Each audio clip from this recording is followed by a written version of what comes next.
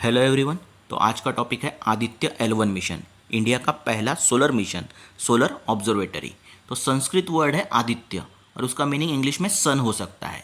L1 जो यहाँ पे है, L1 stand for Lagrange point 1। ऐसे दो सिलेस्टियल बॉडीज में ऐसे 5 पॉइंट होते हैं, उसमें फर्स्ट पॉइंट है L1। तो L1 में ये प्लेस होने वाला है। तो आज के टॉपिक में हम क्या जानेंगे कि ये जो ट्रेजेक्टरी फॉलो हो रहा है अर्थ से लेके L1 तक, वो कैसे होगा, उसके बाद मिशन के ऑब्जेक्टिव क्या है, ये भी हम डिस्कशन करेंगे। सबसे पहले आपको ध्यान में रखना है कि 2 सितंबर 11:50 AM को ये लॉन्च होने वाला है। रॉकेट कौन सा यूज़ किया जाएगा? PSLV XL, polar satellite launch vehicle XL। और ये सतीश धवन स्पेस सेंटर श्रीहरिकोटा आंध्र प्रदेश से लॉन्च होने वाला है। और ये लॉन्च होने के बाद L1 पॉइंट तक पाथ फॉलो करेगा, ट्रेजेक्टरी फॉलो करेगा। तो सबसे पहले हम समझते हैं इसका ट्रेजेक्टरी कैसे रहेगा, पाथ कैसे रहेगा। ये जो पाथ फॉलो होने वाला है, ट्रेजेक्टरी फॉलो होने वाला है, ये काफ़ी कॉम्प्लेक्स है और इसमें नंबर ऑफ फेजेस है। पहले फेज में Aditya L1 will be placed in low earth orbit which will be circular. This stage is known as earth centre orbit transfer. Aditya L1 will perform 3 earth bound orbit raising manoeuvres और perigee burn. Means पेरिजी पे ये burn होगा fuel और क्या किया जाएगा, इसका orbit raise किया जाएगा, इंक्रीज किया जाएगा और वो मोर इलिप्टिकल होगा। चंद्रयान के केस में ये ऑर्बिट रेजिंग मनूवर था, इस तरीके से परफॉर्म किया था। पेरिजी बर्न इस तरीके से परफॉर्म किया था कि ऑर्बिट सर्कुलर हो, लेकिन यहाँ पे ऑर्बिट ये इलिप्टिकल होने वाले हैं। इसमें हम ग्रेविटेशनल फील्ड यूज कर रहे हैं अर्थ का इस मनूवर्स के लिए, आपको ध्यान में रखना है। ये 3 बार हुआ तो इसके बाद Aditya L1 will exit Earth's gravitational sphere of influence and start traveling toward L1 using onboard propulsion। तो इस propulsion के वक्त ही आपका फ्यूल बर्न होने वाला है, नहीं तो हम मोस्टली क्या करेंगे, अर्थ का ग्रेविटेशनल फोर्स यूज करेंगे। जब यह अर्थ के ग्रेविटेशनल स्पीयर से बाहर निकलेगा, that is called as cruise phase. और जैसे ही अर्थ के स्पीयर ऑफ इन्फ्लुएंस से बाहर निकलेगा, sun's gravitational pull will take over. अब ये जो क्रूज फेज है ये स्लो रहेगा, स्टेडी रहेगा। और एक बार ये L1 के पास अप्रोच होने लगेगा तो यहाँ पे स्पेसक्राफ्ट का जो इंजन है वो बर्न किया जाएगा, यूज किया जाएगा और यहाँ पे पाथ जो है L1 की तरफ जाएगा और ये L1 में एंटर करेगा। तो लैग्रांज पॉइंट L1 पे ये मूव होते रहेगा, हवर करते रहेगा। मीन्स एक्चुअली ये मंडराएगा, या फिर हम सिंपली कह सकते हैं कि ये स्पेस में तैरते रहेगा और इस तरीके से आपको दिखाई दे रहा है। तो हमें सबसे पहले अभी जानना है कि लैग्रांज पॉइंट क्या होते हैं। तो लैग्रांज पॉइंट देखते हैं।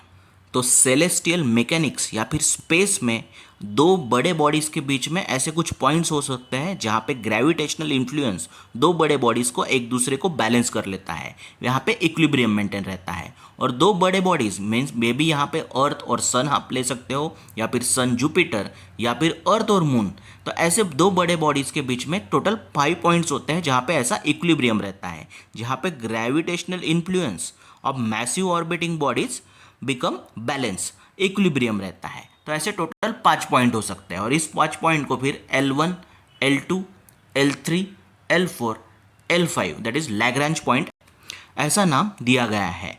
तो यहाँ पे हम L1 पे एक्चुअली फोकस कर रहे हैं क्योंकि L1 ये कॉन्स्टेंटली वॉच कर सकता है सन को, क्योंकि हमें सन को स्टडी करना है। तो इस तरीके से लैग्रांज पॉइंट होते हैं। अगर इस पॉइंट पे कोई स्मॉल ऑब्जेक्ट आप प्लेस कर रहे हो, लैग्रांज पॉइंट पे प्लेस कर रहे हो, तो यहाँ पे एक ये हेलो ऑर्बिट में मूव होते रहेगा, या फिर हम कह सकते हैं कि ये स्पेस के पार्किंग स्पॉट्स है। स्पेस के पार्किंग स्पॉट्स है, यहाँ पे फ्यूल भी कम कंज्यूम होगा और हम ऐसा कह सकते हैं कि यहाँ पे ये जो स्मॉल ऑब्जेक्ट है ये ऐसा तैर रहा है स्पेस में, या फिर हवर हो रहा है, दैट इज मंडराना कहते हैं। तो इस तरीके से लैग्रांज पॉइंट है और इसे यूटिलाइज किया जा सकता है। तो अर्थ से लॉन्च होने के बाद अबाउट 4 मंथ लगेंगे L1 पॉइंट तक रीच होने में। और ये जो L1 है, अर्थ से इसका डिस्टेंस है 1.5 मिलियन किलोमीटर्स और सन से L1 का डिस्टेंस है 148.5 मिलियन किलोमीटर्स। अब जानते हैं हम एक्चुअली इसके मिशन ऑब्जेक्टिव्स के बारे में। तो मिशन ऑब्जेक्टिव देखते हैं। Aditya L1 will study the sun's corona, sun's photosphere, chromosphere, solar emissions, solar winds, solar flares, coronal mass ejections and will carry out round the clock imaging of the sun। तो ये objective है और ये आपका सन का structure है जो Aditya L1 mission study करने वाला है। तो यहाँ पे आपको कोर दिखाई दे रहा है जहाँ पे न्यूक्लियर फ्यूजन हो रहा है, 4 hydrogen atom fuse together to form helium atom and mass is converted into high energy. तो ये कोर थर्मोन्यूक्लियर रिएक्शन होता है, हमें पता है इसके बारे में। लेकिन ये जो टेम्परेचर जो हाई होता है इसकी वजह से यहाँ पे एटम ब्रेक होते हैं और नंबर ऑफ चार्ज पार्टिकल बाहर आते हैं, ब्रेक एटम जो होते हैं उसकी वजह से, तो उसे फिर प्लाज्मा कहा जाता है। इसके बाद आप यहाँ पे देखोगे तो coronal mass ejection, vast eruption of billions of tons of plasma. Plasma में क्या होगा, हाई एनर्जी ब्रेक एटम रहेंगे and accompanying magnetic fields from the sun's corona. उसके बाद solar wind, continuous stream of charge particle release from the corona. तो ये important point है, ये स्टडी होने वाले हैं। सन स्पॉट्स क्या होते हैं, ये डार्कर मीन्स लेस एनर्जी वाले स्पॉट्स है on the photosphere with concentration of magnetic field. उसके बाद यहाँ पे क्रोमोस्फीयर है, layer above the photosphere where the density of plasma drops drastically, तो ड्रामेटिकली, तो यहाँ पे प्लाज्मा का कॉन्सेंट्रेशन कम होता है। Photosphere visible surface of the sun. उसके बाद solar flare, sudden release of the energy in the form of radiation. एक और टर्म है that is called as corona. ये क्या होता है, sun's outer atmosphere which extend million of kilometer in the outer space. So that was overall topic, that was overall term. Thanks for watching UPSC brainstorming. Also subscribe the channel.